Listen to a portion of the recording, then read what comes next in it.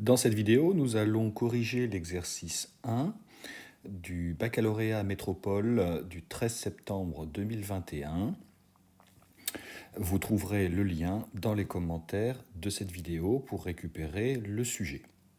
Le premier exercice était donc un QCM. Et donc, dans la première question, on nous proposait 4 affirmations. Alors, si on balaye chaque affirmation, la toute première affirmation, f' de moins 0,5 est égal à 0, on remarque tout de suite le f', ce qui signifie donc qu'on est en train d'affirmer que le coefficient directeur de la tangente à la courbe CF au point d'abscisse moins 0,5, eh bien ce coefficient directeur serait égal à 0. Or, si nous regardons sur notre courbe, au point d'abscisse moins 0,5, nous remarquons tout de suite, on peut le faire à main levée, qu'on notre tangente n'est pas horizontale, le coefficient directeur n'est pas égal à 0, et donc cette affirmation est fausse.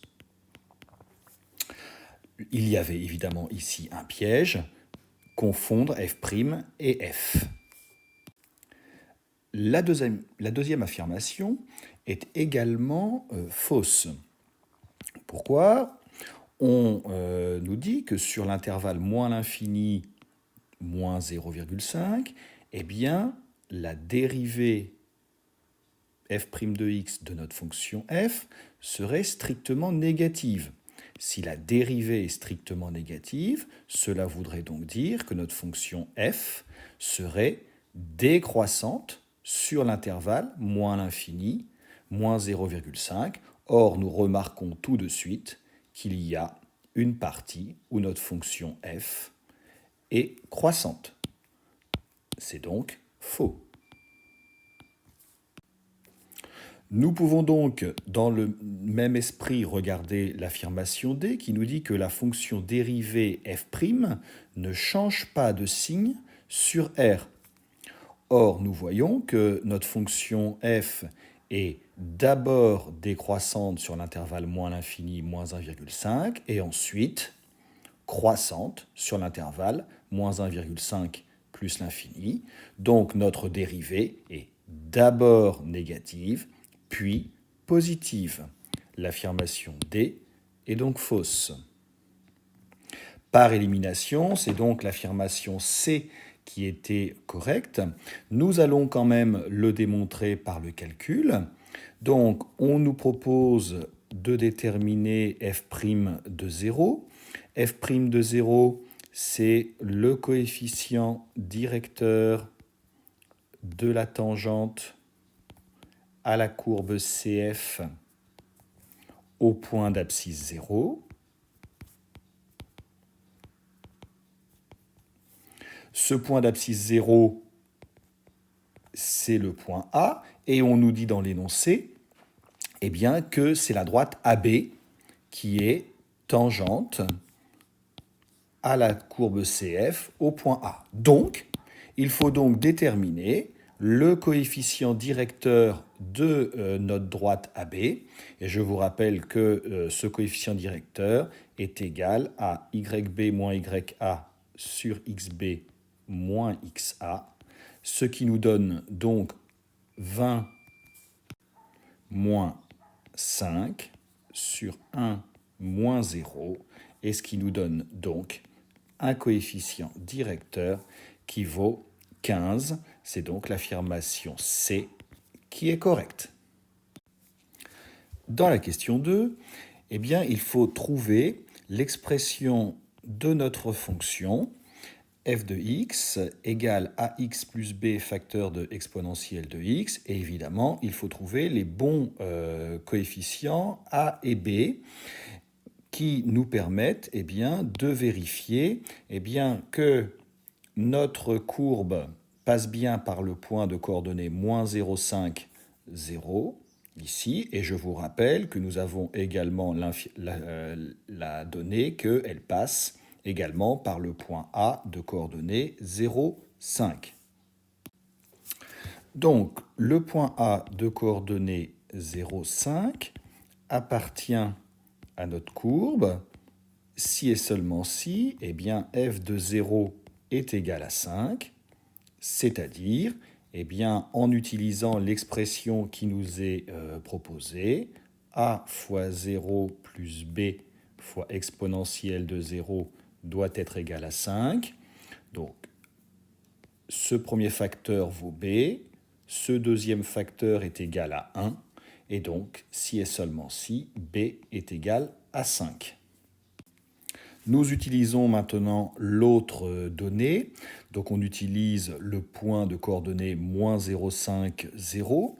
Donc même chose, nous avons donc la donnée que f de moins 0,5 est égal à 0. Si et seulement si, eh bien a fois moins 0,5 plus b, donc là j'ai la valeur de b, plus 5 fois exponentielle de moins 0,5 doit être égal à 0.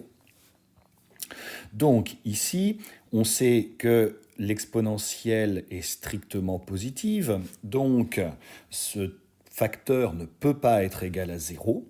Donc c'est forcément le premier facteur qui est égal à 0, ce qui nous donne donc moins 0,5a est égal à moins 5, et donc a est égal à moins 5 divisé par moins 0,5, ce qui nous donne eh bien, la valeur de 10.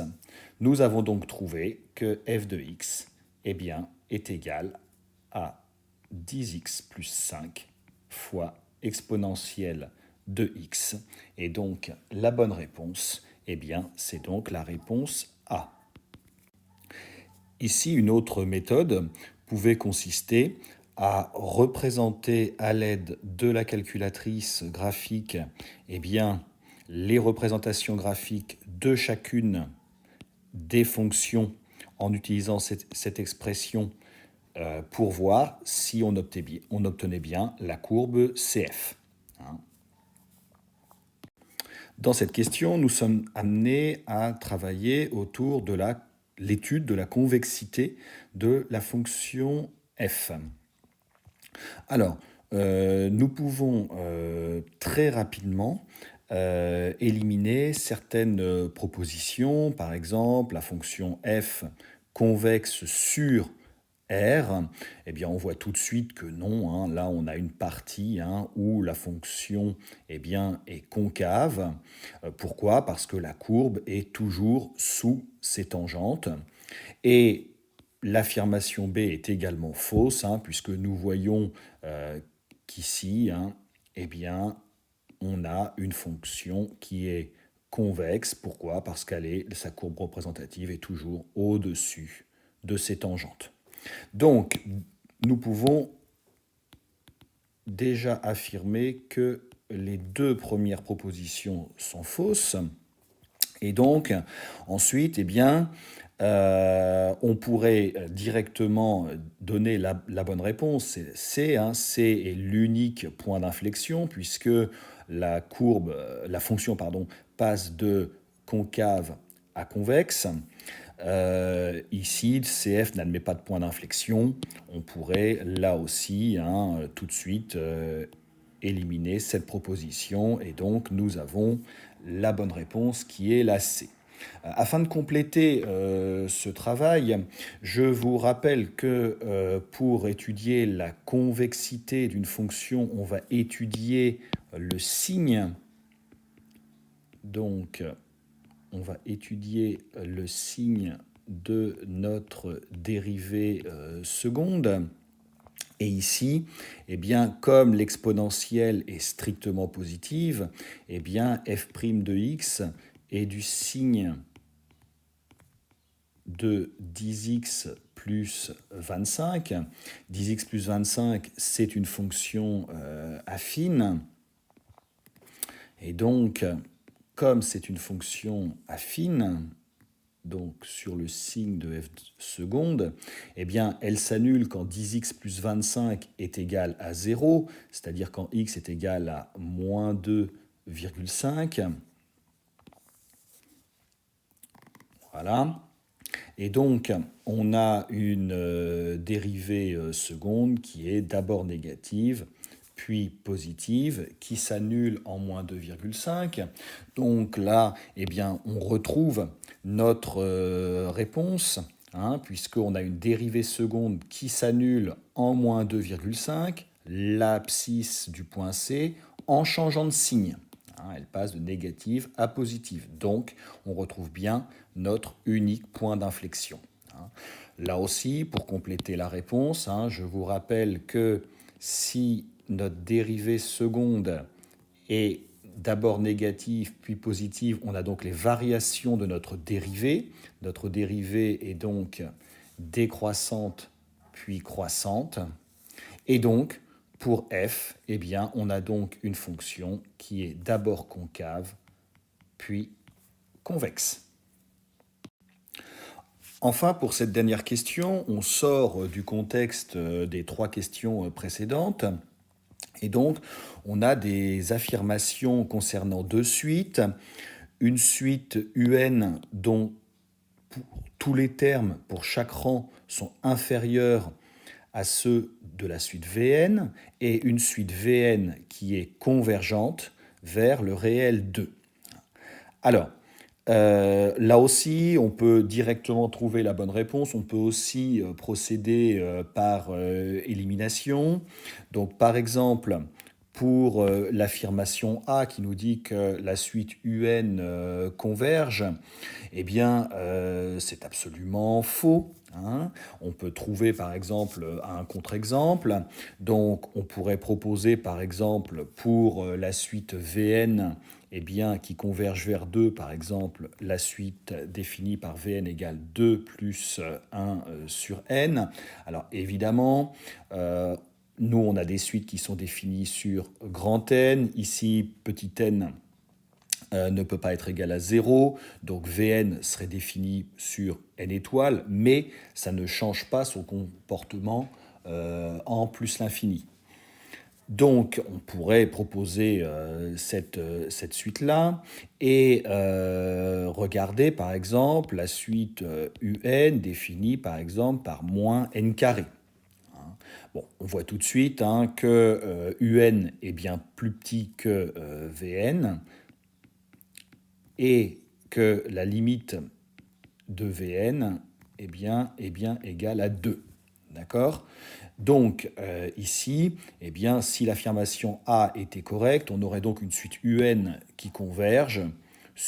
Or, la suite UN, ici, diverge vers moins l'infini. Donc, on a un contre-exemple. L'affirmation A est fausse. Pour l'affirmation B, eh bien, si on reprend Vn égale 2 plus 1 sur n, on voit que pour tout n, eh bien, c'est supérieur à 2. Donc, on a à nouveau un contre-exemple pour cette affirmation qui est donc fausse. Alors, est-ce que la suite UN diverge forcément comme nous le propose l'affirmation C? Eh bien, là encore, c'est faux. On peut par exemple prendre la suite UN qui est égale à 1 moins 1 sur n et toujours Vn égale 2 plus 1 sur n. Clairement, UN est plus petite que Vn et la limite de notre suite Vn est bien égale à 2. Or, ici, la limite de notre suite UN est égale à 1. Donc, on a une suite UN qui converge. Donc, on a un contre-exemple pour cette affirmation C qui est donc fausse. Donc, par élimination, eh bien, c'est donc l'affirmation D qui est correcte. Alors, on peut aussi le justifier, puisqu'on sait que notre suite Vn est une suite convergente vers 2. Donc, on a vu dans le cours que si la suite Vn est convergente vers 2, eh bien, on peut donc affirmer que notre suite Vn est bornée. Bornée, ça veut dire qu'elle est à la fois minorée et majorée. On va en particulier utiliser la majoration, qui nous dit donc que pour tout n, eh bien, les termes Vn sont plus petits qu'un certain nombre grand M fixé. Et donc, comme on sait que Un est plus petit que Vn, eh bien, on peut donc affirmer que Un est donc plus petit également que mon nombre grand M, et ça, c'est la définition que Un est majoré. Donc, la bonne réponse, c'était bien l'affirmation D.